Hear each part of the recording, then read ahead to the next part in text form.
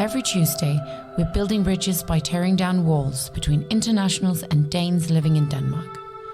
Join us on a deep dive into the most pressing issues in Danish society, according to internationals. Live on T-Radioen. Tonight's episode is We Need to Talk About Danglish. We've talked to Danish-Canadian couple on what miscommunications have happened when we speak English. We've talked to interpreter and translator Bente Jacobsen about the differences between Danish and English. Don't forget to follow us on Instagram and Facebook at RadioLitDK. You're listening to Lost in Translation.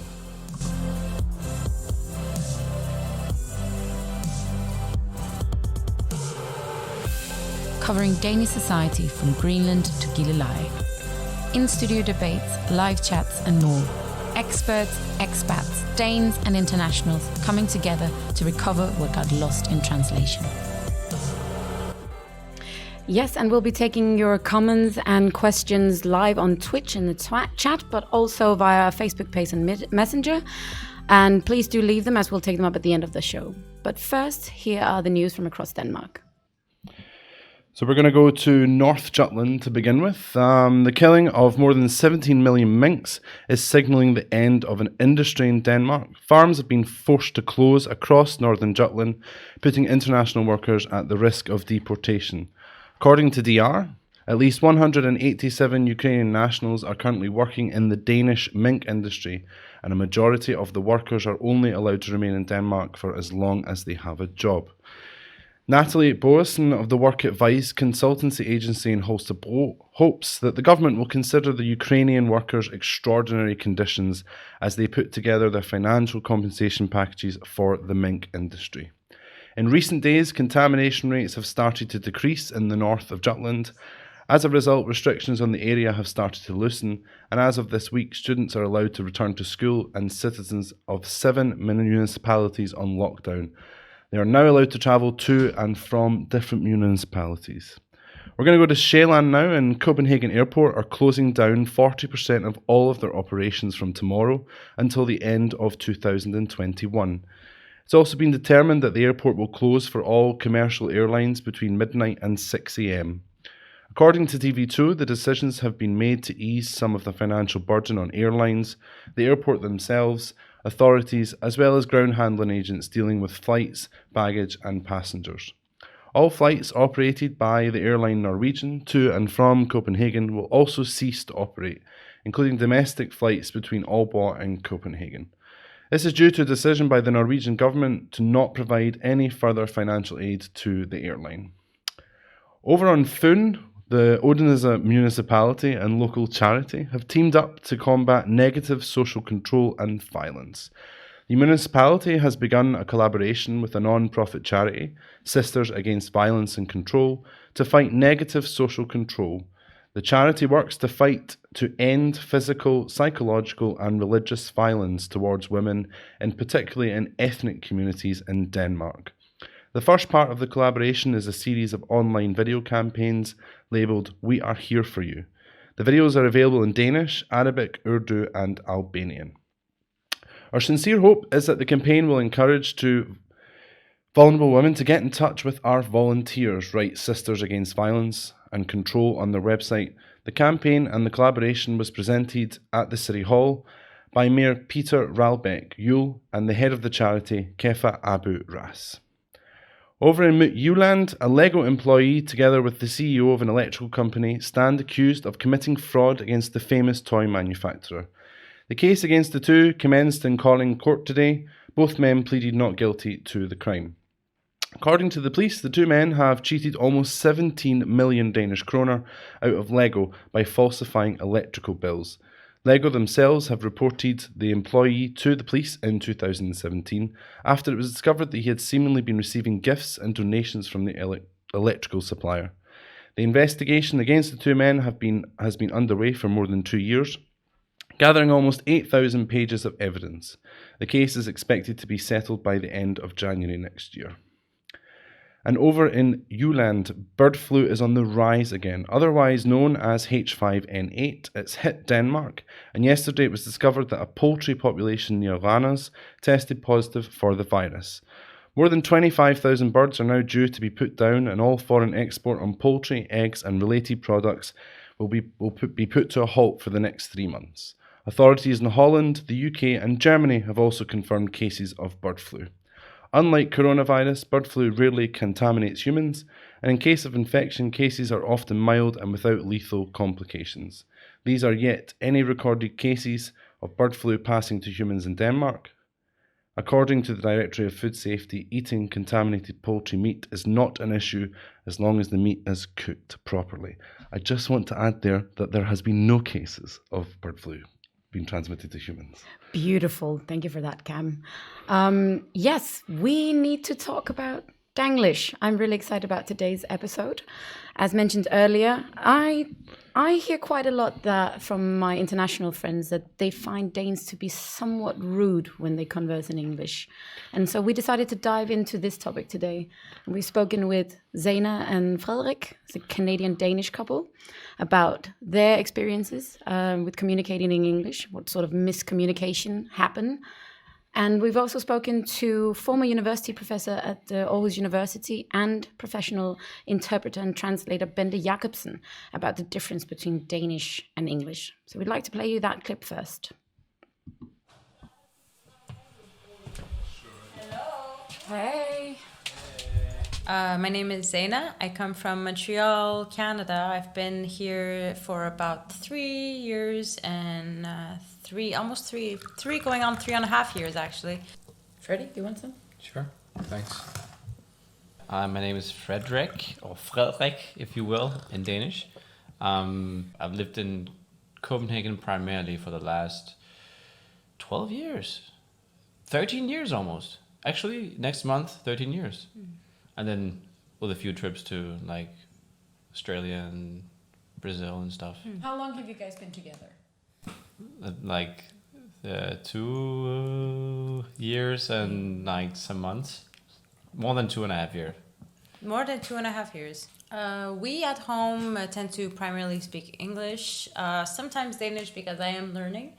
And if you turn around, we're in our apartment right now, and there are a few labels on the cabinets, on the oven, on the fridge, just to facilitate my learning of Danish. But primarily, we do speak English. Yeah.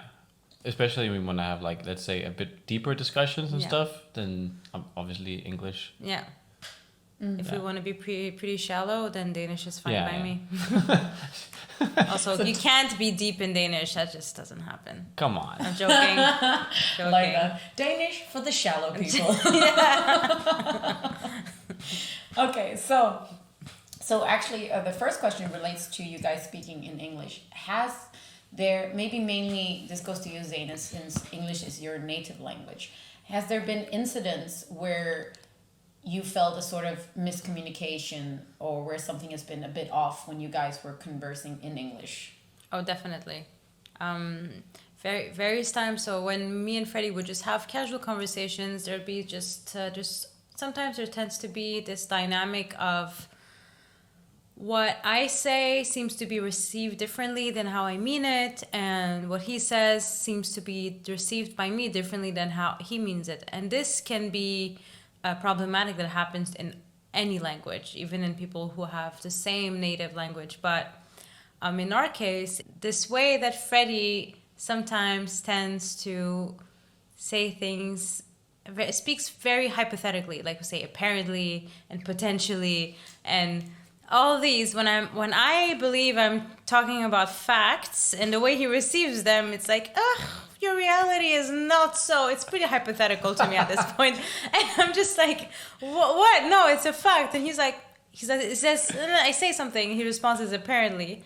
And then I say, no, I mean it. And he says, oh, potentially. And I'm like, what is this list of synonyms you're putting at me right now? There are many silly things, right? I mean, you could say all the kind of play on words and stuff like that. They're just ridiculous when you translate them. But I think it's more like the like what we talked about before, right? Like saying, okay, these kind of sarcastic kind of interactions that you have, like they're kind of a little bit of a fun and cute kind of way of communicating, where it's like, oh, maybe we should have a cup of coffee. We could be potentially down. We decided to talk to someone who maybe knew a little bit more about language than we do. We talked to Professor Bente Jacobsen. She's been a professor of the English language at the University of Aarhus. She's also worked as a state translator for many years, and she has a PhD in language and communication. We asked her about when Danes are direct. What is the reason for that? Danish is a very direct language. Many other languages are very indirect. English is definitely an indirect language, but also French, Italian, Spanish, and other languages are indirect languages. This is a problem for Danes when they want to express politeness, when they want to be polite. Because in English, for example, you have to add please to be polite. And not only that, you have to use the modal verbs in a certain way. For example, may and might. The more distant you are, the more polite you are. So if you want to ask for something, for example, a cup of coffee in English, you could say, may I have a cup of coffee, please? You could also say, might I have a cup of coffee, please? And by using the past tense, you're being even more indirect and even more polite. Danish is different. Danish is a very direct language. If you want to have a cup of coffee, you ask, can I have a cup of coffee? And that would be considered polite.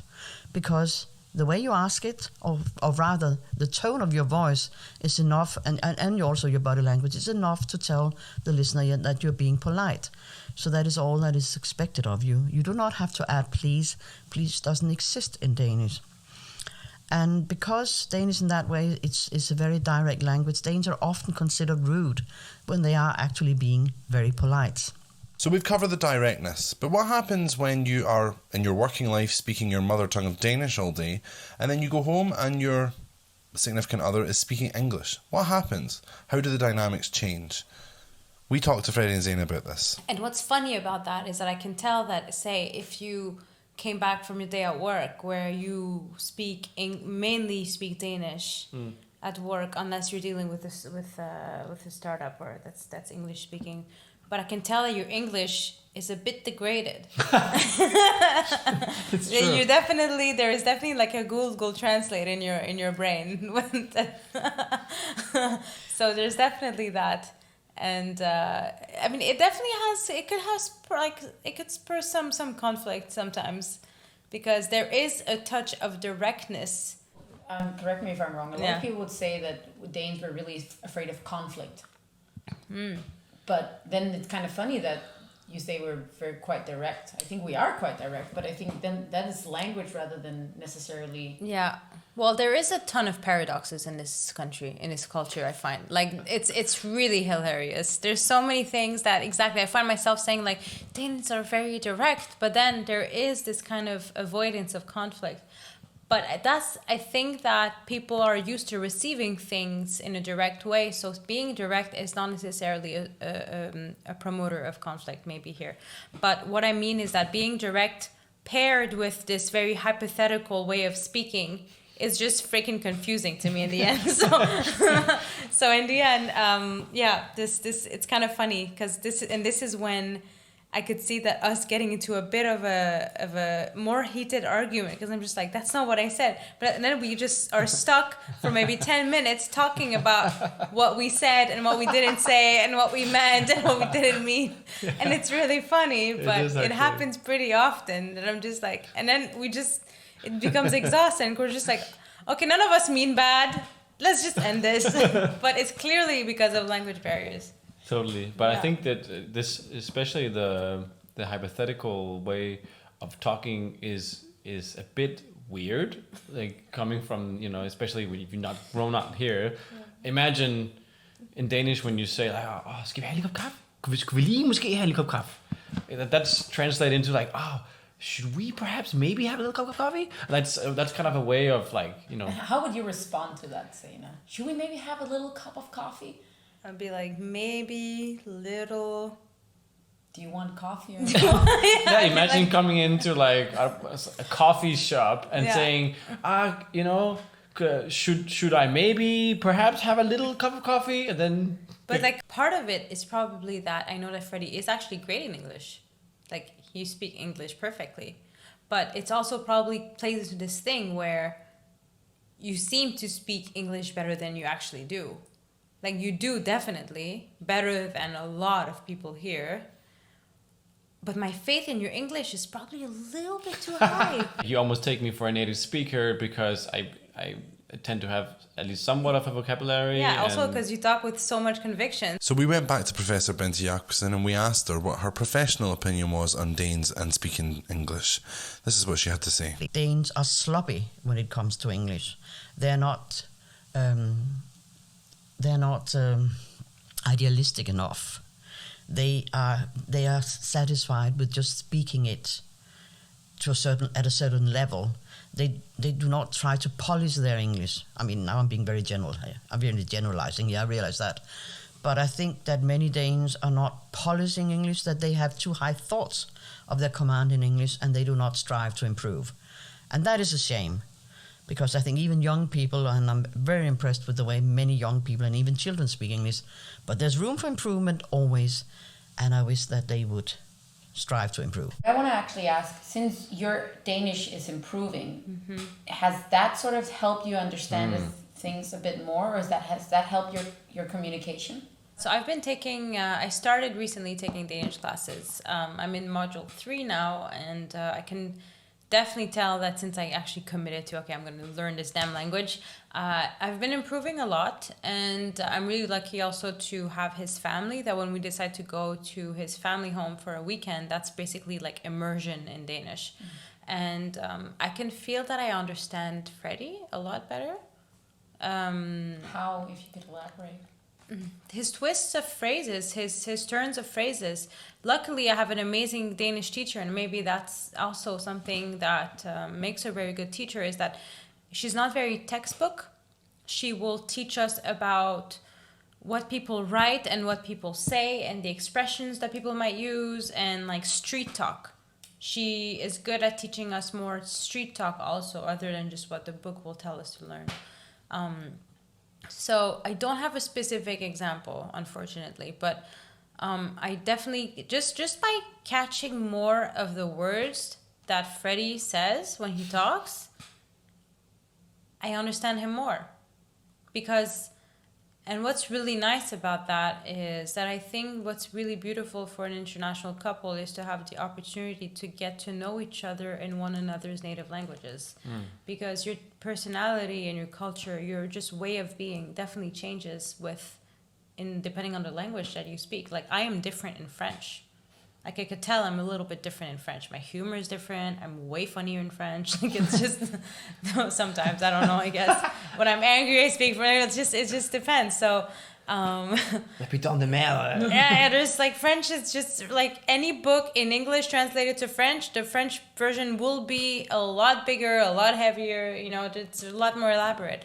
But, so I think it's important that I've actually feel like I've been understanding Freddie a little bit more because I get to know his language, and his personality makes more sense to me. Similarly, there's also, one of the main reason why I kind of insisted that we should go and live in Montreal together for at least a year. Yeah. Because I want to understand you in your home context. And like, of course, language is a part of that. I'm not taking French courses, but I probably will. And I would love to learn it, but I obviously don't speak it now. I can kind of fake a few sentences and kind of interact. But again, the conviction. It's all about the conviction. C'est ça.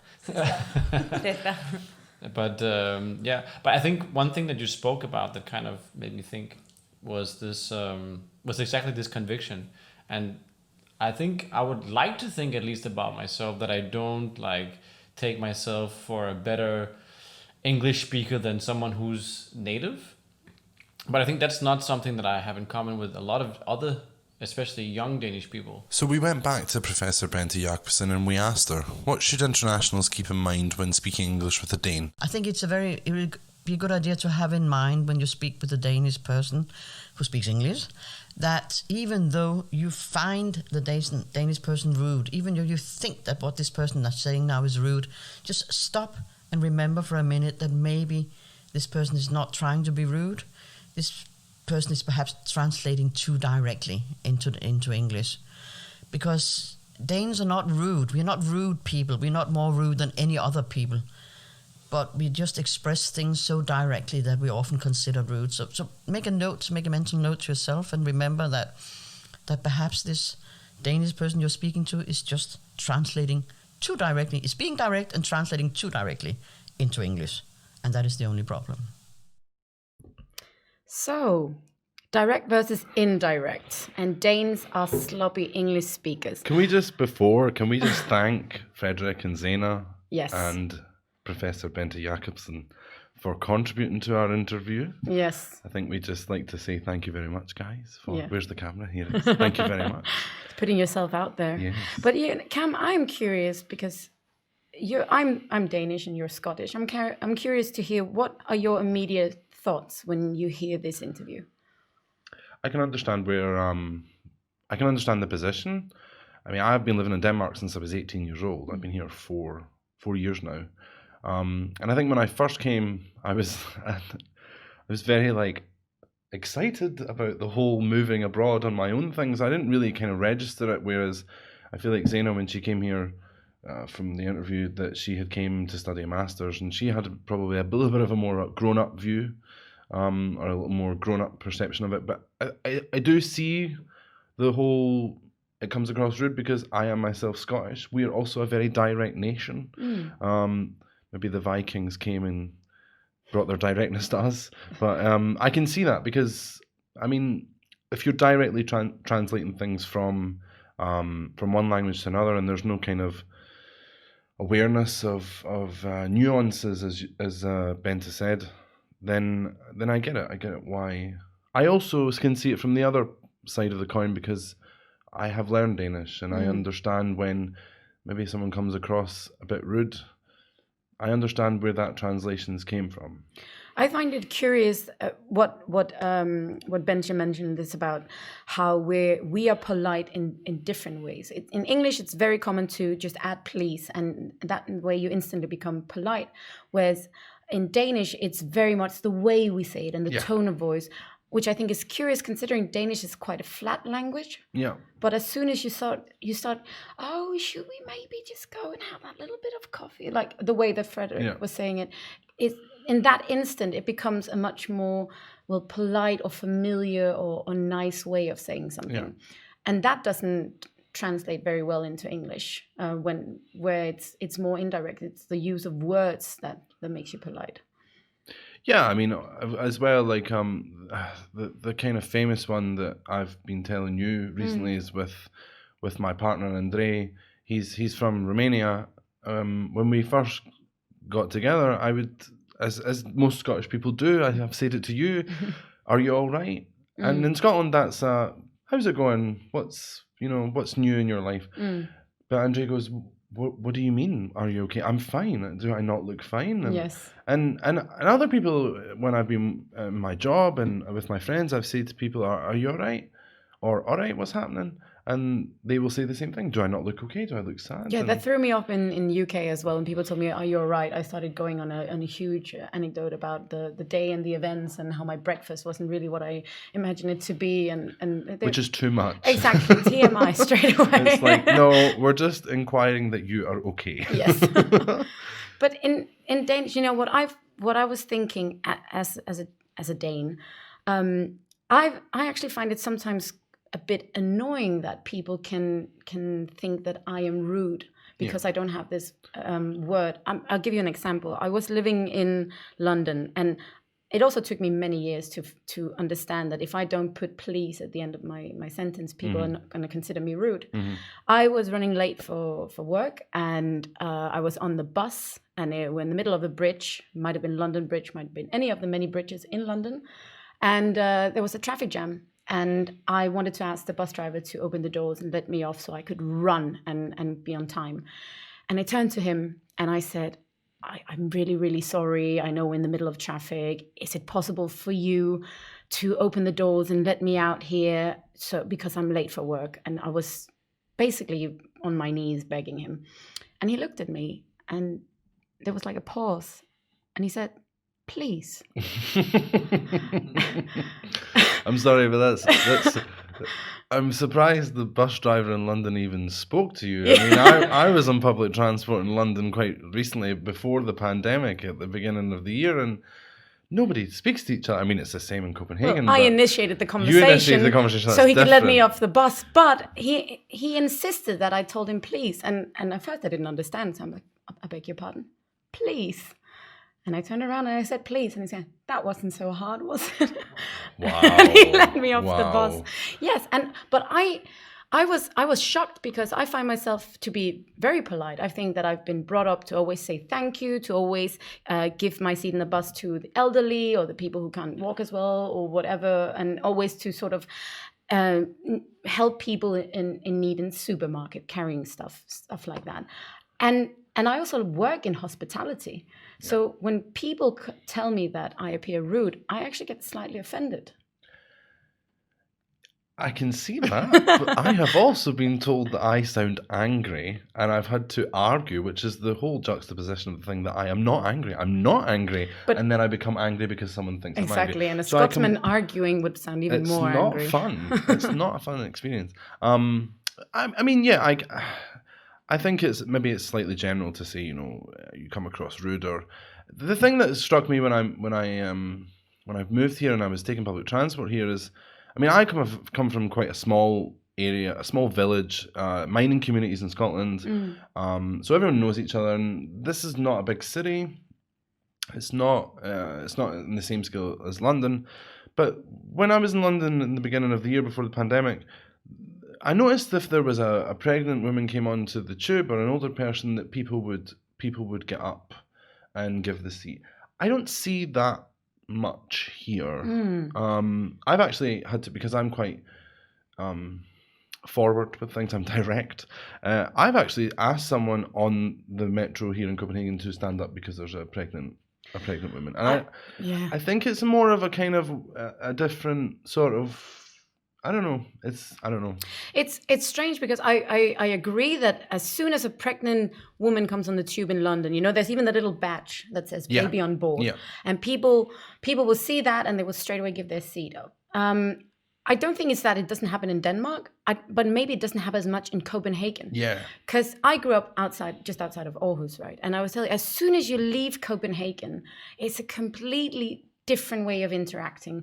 Everyone in the supermarket would greet you. It's nice, hello, have a nice day. Small little sarcastic anecdotes. I think that's city life. I think that's city life as well. And I think perhaps a big part of the misconception towards Danes and that they appear rude might also come from internationals living in Copenhagen. Yeah. And that kind of tends to color the whole picture of Danes in general. But surprise, Copenhagen is not Denmark. No, how dare you? How dare you? No. There's a whole world out there. I know before we when we were planning this show, we talked to a lot of internationals via Facebook living outside of Copenhagen. So I think they will probably be very happy that you've just said that. So I think we should probably try and get some opinions from our listeners. You can talk to us via the chat function, which is on your right-hand side on your screen. You can also write us through our Facebook page, which is Radio Lit on Facebook, and you can also contact us you can follow us, via Instagram, which is at Radio Lit DK on Instagram. And message us there. Message us there as well. We're opening up the lines. You can. We can do that. I wanted to ask you something. Yes. So this thing that Bente Jacobsen mentions about the direct versus indirect language, was that something you knew already, or did that sort of surprise you? Yeah, well, when I first moved to Denmark, I had a boss. I mean, I arrived in Denmark and 2 weeks later I had a job, and then I was 18 and I was like first kind of job outside of UK, and I had this boss and he kept asking me if I was happy. He used to say, "Are you happy, Cameron?" That's a Danglish accent, everyone. Beautiful. And I always was really confused on why he would ask me if I was happy, because did I look unhappy? It's all the same as I was talking before. Do I sound angry? Do I sound mad? But I always say, I always thought, do I not sound or look happy? And then when I actually learned Danish, I realized that, I mean, correct me if I'm wrong, you would say "Er du glad?" Er du glad? Yes. Er du glad for at være her? Yes. So I understood that where that was coming from. It's how in Danish we would say, is everything all right? Yeah, how you would say, all right, what's happening? I find it kind of cute to say, are you happy? Just checking in. But so I understood it once I learned Danish. Well, for me, I realized after doing these interviews, actually, because I work part-time at a bar, and I realized when an English-speaking customer would come in, I would forget to actually put please. I became so aware of it after doing this interview. And I was telling them, yes, so can you just press your pin for me? And I realized it's very close to sounding like I'm holding a gun to their head and asking them to take money out of their bank account at the ATM, right? That little please just lightens it up. Can you just press your pin for me, please, and leave my bar? Take your beer and go. Yeah. So I realized I became so aware, and I actually started fretting about it. I actually started going, oh my God, are they going to consider me a rude bartender because I forget to add the please? And especially in these days where people can't see if you're smiling. You have to sort of squint your eyes to show that. Well, I mean, yeah, and also with the whole, we have to wear masks at the moment, I've found that people are finding me a lot more difficult to understand when I speak English or Danish. Yes. We were just laughing it's not about helping. It's not helping. I mean, it's of course the masks are helping us fight this pandemic. We're not advocating for no masks, just make that clear. But it's making it difficult for people with accents to communicate with people. If you were already lost in translation, masks are definitely not helping. Even more lost in translation behind my mask. But you are also studying Danish and yes. speak it quite well, I would say. But I'm a funny one because I've lived here for the last 4 years, and I only started really officially learning Danish in a class in July this year. But do you feel like as you... But I learned before from music, just to put that out there. Well, a lot of people learn from music. The same with English. I think I grew up listening to English music, and that's how I learned English. But as you became more familiar with the Danish language and your vocabulary sort of expanded, did you also feel that maybe you understood Danes a bit more? I mean, I would say that, I would understand... I mean, it's always fascinating when you dive into different. I mean, I've been very fortunate when living here that I've met people from lots of different cultures living in Copenhagen, and we've always kind of met in the middle in Copenhagen. We've kind of been around this Danish culture. It's kind of been a meeting point. So I do now, working in Danish environments, working in, I went to university here, and having Danish friends, you kind of become Danish, if that makes sense, and culturally in the way things. One thing that I even noticed recently was when I went back to the UK, I dressed really Danish, if that makes any sense. Yes, it definitely does. Do you know what I mean? Like, you have all black, a black t-shirt. I mean, no colours, absolutely. No colours. I mean... I'm stripy today. Perfect representation here. Grey sweater, black trousers. Yeah. We have some comments that we should probably address.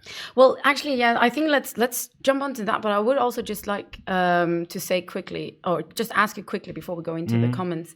Have you ever had a chance to ask a Danish person, or just gone and done it, and like, why do Danes do this? Oh, all the time.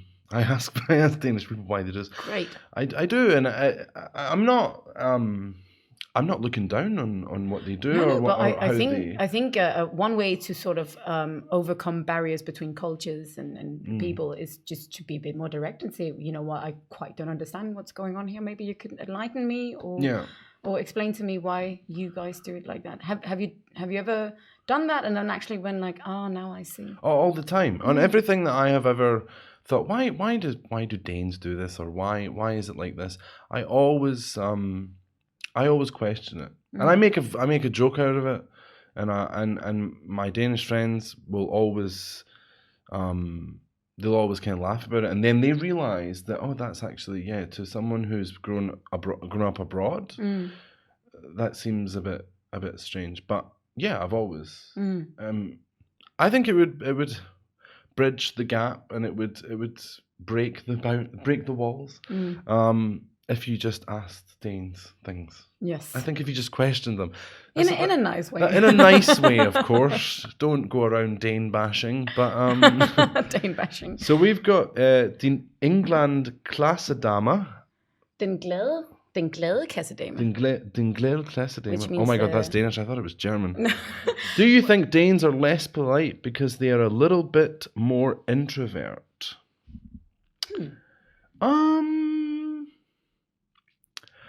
Well, this could go back to the whole metro debate. I think with the whole if a pregnant lady comes onto the train and she needs a seat and nobody gets up. I think maybe that could be an introvert thing, because I think there's a bit of maybe there is a bit of introvertness there. I don't know. You are a resident Dane, so please.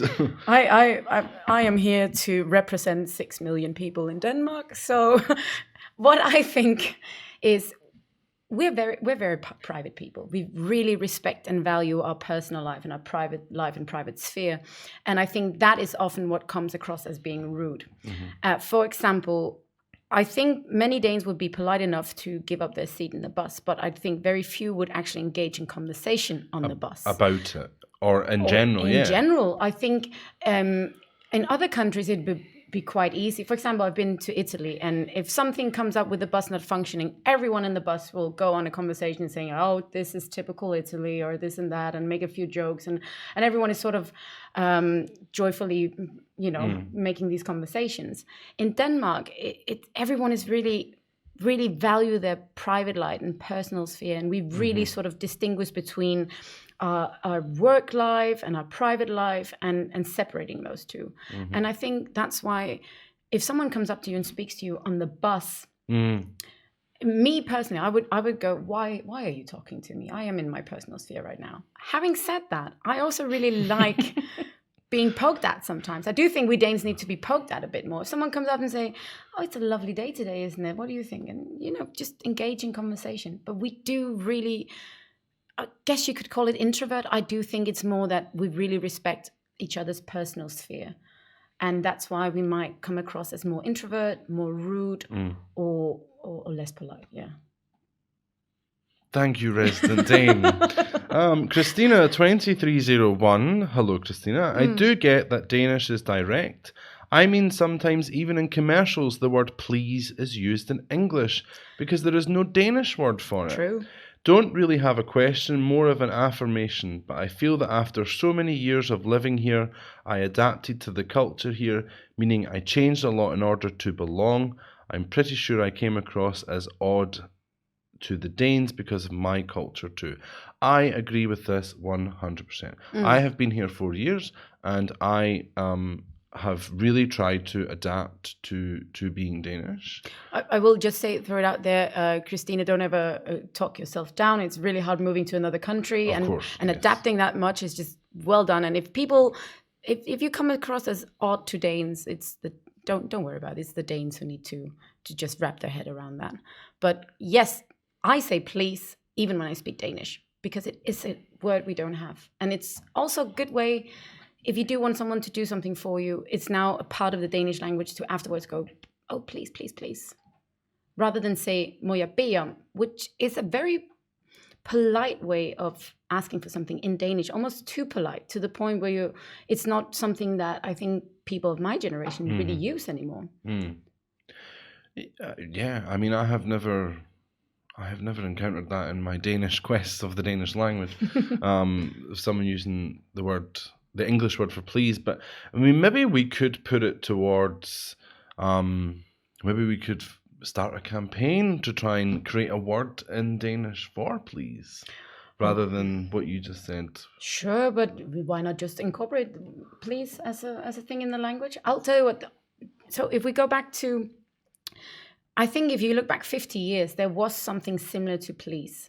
So there's way of constructing a sentence. There's må jeg bede om is in, well, the English equivalent of may I please have, or could I please have. It's something that I don't think a lot of children are taught in these days to actually use. I think that language change all the time. and that was a way of being extra polite in Danish, and also using different pronouns. So rather than saying du means you would use de or dem. Yeah. And I think that's if you use those words in that way of constructing a sentence, you can be very, very polite in Danish, but it almost comes off, rather than polite, it almost comes off as old-time Danish, something gammeldansk. Yeah. But also, I think posh, perhaps. Yeah. And it would be like, we don't really have any. Most Danes would say, "Who are you trying to be? Who are you trying to? What social class are you trying to pretend to come from?" Which links to a comment we've had from Susanna, which is, she said, "Me, why do Danes ? And then she put Danes 99% of the time say it's because of janteloven. This was on Facebook. That goes back to what you've just said.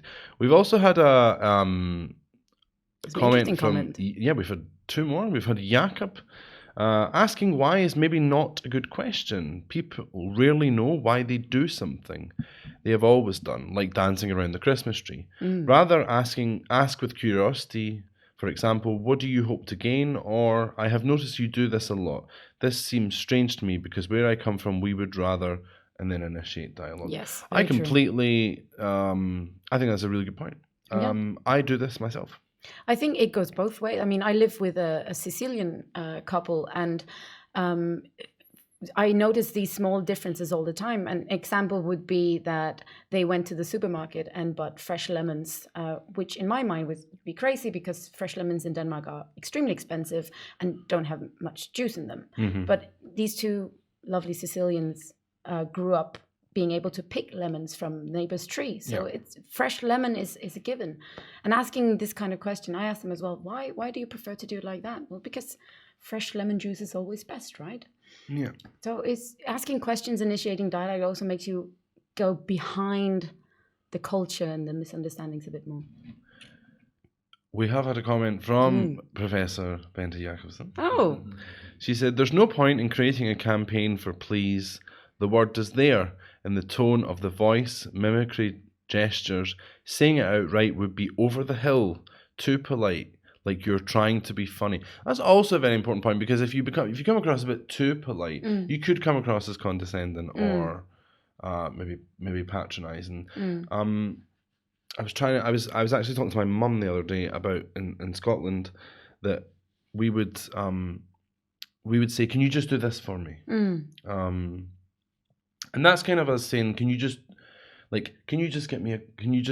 clean this dish for me? Or could you just do the hoovering for me? And I remember when I said this the first time to my boyfriend, he was like, I'm not going to do it for you. I'm doing it for us. And then I realized, oh yeah, actually to someone who isn't from Scotland, it's, it comes across like I'm being a bit patronizing and a bit condescending, like you will do this for me. Yeah. So there's a lot of things, I mean, that... But it's funny because that's also a way that we are polite in Danish. We use the word lige. Kan du lige række mig noget? Kan du lige gøre det? So it's... I think it's definitely the connection between how you say things in Scotland and how we say it in Denmark. But I completely agree with her point in that we are polite in tone of voice, mimicry, gestures.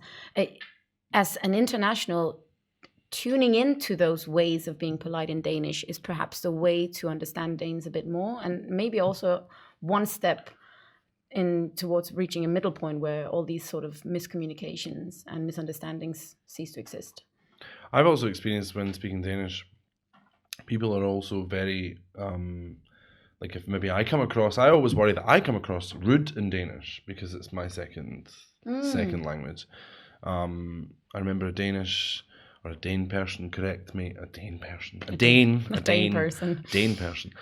corrected me. I can't remember what the phrase was, but he said, Cameron, when you say that, you sound really, really rude. Like you shouldn't say it like that. So it's, I mean, I've also went through this going the other way. I think in my experience as a native Danish speaker, don't hold it against me, but we don't hold anything against anyone here at Lost in Translation. I think one way that we Danes, when we don't want to be, we tend to make the sentence longer when we want to be polite. So in vice versa, and the contrast is that when we are rude or we mean to be direct and tell someone this is not okay, we say it very shortly. It's not okay. Stop that. So we cut down the sentence. We want to be short and concise so the message get across. And I think that's one way to really notice when Danes are rude in Danish or in English. And also when you're learning Danish yourself, to understand this nuance maybe. Yeah, I agree with that. I mean, the thing about learning Danish, Zeina said that Zeina. She did say that Frederik couldn't say her name at one point, I believe. Yes. I think before the edit. So I'm now in the same club as Frederik. Grand boys. Yes, the boys' club. She said that her Danish teacher was very good because she was also teaching her like street talk, street slang, street Danish. Yes. And this is also, in my Danish language education, I decided to really get into Danish rap or Danish pop rap to try and learn all the kind of street talk and how people would speak to me in the street or wherever I find myself. And then I quickly found that when I started Danish classes, and then I had said I said number 20 in Danish, which I would say tuva.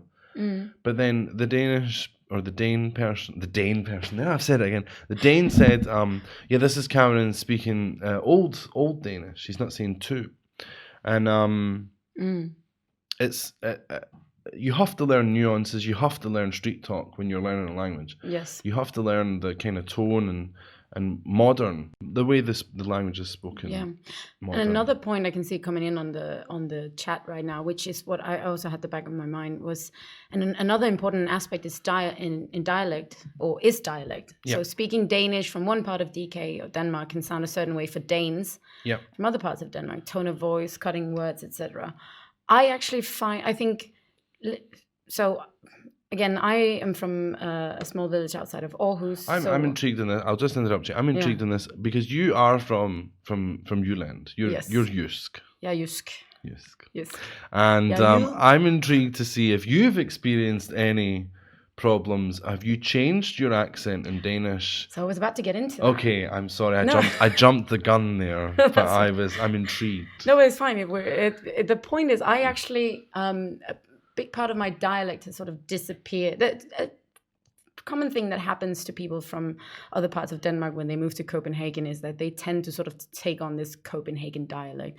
I think I have fortunately avoided that, but my Danish has become quite monotone. It doesn't really have a strong dialect anymore, unless I go back to visit friends in Aarhus and in Jylland. And then it broadens. And it comes straight back to it, and I am completely Jysk.